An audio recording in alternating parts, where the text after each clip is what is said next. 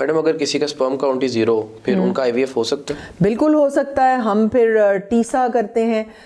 Testicles में से जब स्पर्म बनते हैं तो फिर वो एक स्टोरेज की जगह पे चले जाते हैं। ठीक है। तो वहाँ से एपिडिडमस जो होता है वहाँ से हम एस्पिरेट लेके उसको फिर लैब में भेजते हैं एम्ब्रियोलॉजिस्ट के पास कि क्या इसमें स्पर्म है स्टोरेज की जगह पे। स्टोरेज के बाद फिर एक वो ट्यूब होती है जहाँ से कि वो इजैकुलेट होते हैं। तो हो सकता है कि वो डेवलप ही ना हुई हो या ब्लॉक हो गई हो, या तो हम पीछे से जो स्टोरेज एरिया है वहाँ से लेके देखते हैं, लेकिन वहाँ से नॉर्मल कंसेप्शन नहीं हो सकती, वो फिर होगा आईवीएफ इक्सी। अच्छा, अगर स्टोरेज में भी हमें नहीं मिला फिर ये होता है कि हम स्प्लिट ओपन करते हैं। वो 4-5 घंटे का ऑपरेशन होता है। उसके अंदर हम देखते हैं कि ब्लड वेसल्स कहाँ पे हैं।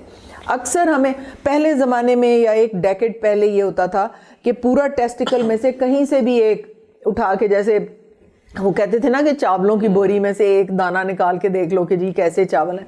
ये बात इधर अप्लाई नहीं होती, क्योंकि कई बार हमें माइक्रोस्कोप से जब हम देखते हैं तो माइन्यूट ब्लड वेसल्स किसी जगह पे नज़र आ रही होती हैं। इसका मतलब होता है कि यहाँ पे एक्टिविटी है। वहाँ से फिर हम टिश्यू लेके कई बार भेजते हैं लैब में, तो हमें स्पर्मेटोजोआ मिल जाते हैं। ठीक है। कहा जाता है कि आईवीएफ से पैदा होने वाले बच्चे आपके अपने नहीं होते, क्या ये बात सच है? अपने नहीं होते मतलब कि कहा जाता है कि उनके स्पर्म्स जो मेल है उसका स्पर्म यूज़ नहीं होता, या जो फीमेल है उसके एग्स यूज़ नहीं होते। हमारे जो लेमैन है वो कुछ एक ऐसा एक कम्युनिटी है जो इसको अभी भी इलीगल समझती है कि आईवीएफ नहीं करवाना चाहिए। नहीं, अब चेंज हो गया, अब लोगों को काफ़ी हद तक पता चलता। अभी तक 2 ग्रुप्स हैं ना लोगों के। एक तो कहता है जी कोई अमेरिका से ट्यूब आती है उसमें बच्चा होता है, हाँ जी यही बात तो है, वो रखवा ले तो जी बच्चा ग्रो कर जाता है। ठीक है, उनको कोई कॉन्सेप्ट नहीं है, वो यही नहीं सोचते कि बच्चा किस ट्यूब में कैसे रखा जा सकता है। ये तो कॉन्सेप्ट ही गलत है। दूसरा है, कुछ लोग शक्की दिमाग के होते हैं, वो कहते हैं जी पता नहीं हमारा स्पर्म है कि किसी और का डाल दिया। तो बेटे अब तो डीएनए का टेस्ट इतना आसान हो गया, तो डीएनए जो है वो तो करवाना इतना आसान है। तो कोई भी सेंटर, क्योंकि हमारा ब्रेड एंड बटर है ये, हम इसमें डिसऑनेस्टी नहीं कर सकते। कुछ लोग अगर करते हैं तो उनके सेंटर बहुत जल्दी बंद हो जाते हैं, क्योंकि डीएनए तो अब हर एक की एक्सेस में है ना।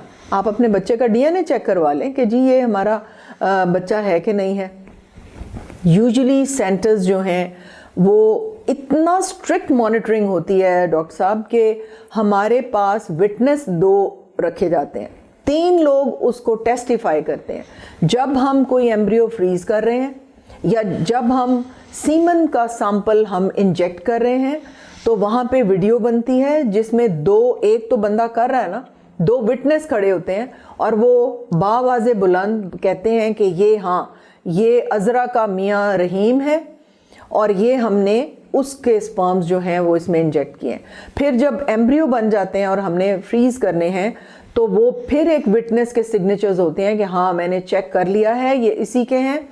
फिर हम उसके अंदर इतनी हमारी स्ट्रिक्ट लेबलिंग होती है जहाँ हमने फ्रीज करके रखे होते हैं कि कोई चांस हो ही नहीं सकता। एक के बाद दूसरा, दूसरे के बाद तीसरा, कोई 10 चेक्स होते हैं उसके अंदर जो हम चेकिंग करके फिर फ्रीज करते हैं।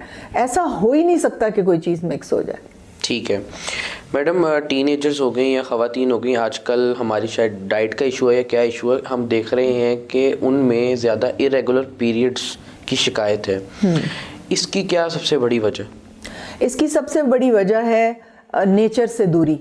अच्छा। Circadian rhythm. सुबह सुबह नमाज के बाद सूरज की शुआएं आंखों में डालें तो हमारा ट्रिगर हो जाता है, पूरा दिन ट्रिगर होता है।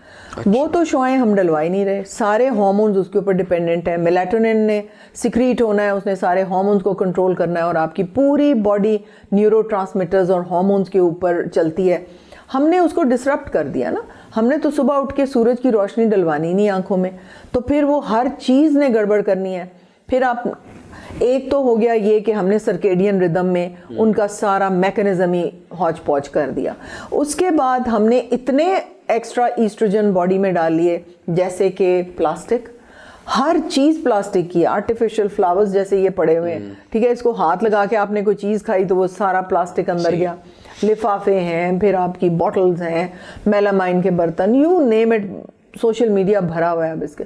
फिर आपकी जो चीज़ें इस्तेमाल की हैं, फेस वॉश हैं, बॉडी वॉशेस हैं, कंडीशनर्स हैं, आपके रोल ऑन्स हैं, परफ्यूम्स हैं, ये थैलेट्स और पैराबेंज़ोन के अंदर ये सब के सब हार्मोन डिसरप्टर्स हैं। टूथपेस्ट से लेके, च्युइंगम से लेके, टी बैग से लेके, हर चीज़ में आप प्लास्टिक खा रहे हैं और प्लास्टिक अंदर जाके ईस्ट्रोजन हार्मोन बन जाता है। अच्छा, वो तो हर चीज़ को तहस नहस करके रख देता है। ठीक है। ऊपर नीचे सब कुछ हो रहा है, सब चीज़ें गड़बड़ हो रही हैं।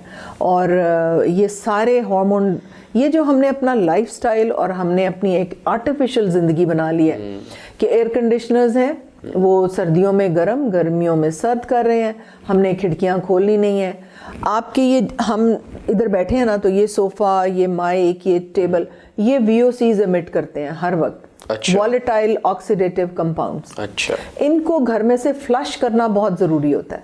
ये अगर हम इनहेल करें या हम अपनी बॉडी में लेके जाएं तो हमारे सेल जल्दी बूढ़े होने शुरू हो जाते हैं। अच्छा, तो वॉलेटाइल ऑक्सीडेटिव कंपाउंड्स जो हैं, इनको सुबह सुबह खिड़कियां खोल के फ्लश आउट करना चाहिए, पूरे घर को हवा से वॉश कर देना चाहिए। ये हमारी बच्चियां कहाँ करती हैं, कोई भी नहीं खिड़कियां खोलता।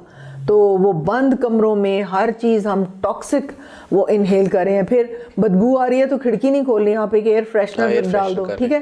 एयर फ्रेशनर क्या करेगा, वो फिर हार्मोन्स को डिसरप्ट करेगा आपके अंदर। आप इनहेल कर रहे हैं, हड्डियों में जाके बैठ जाएगा, हड्डियों का कैंसर करेगा, आपके हार्मोन्स को डिसरप्ट करके रख देगा। तो फाइब्रॉइड्स होंगे बच्चियों में, स्पर्म्स ख़राब होंगे लड़कों में, अंडों की क्वालिटी ख़राब हो जाएगी, अंडे मरते जाएंगे।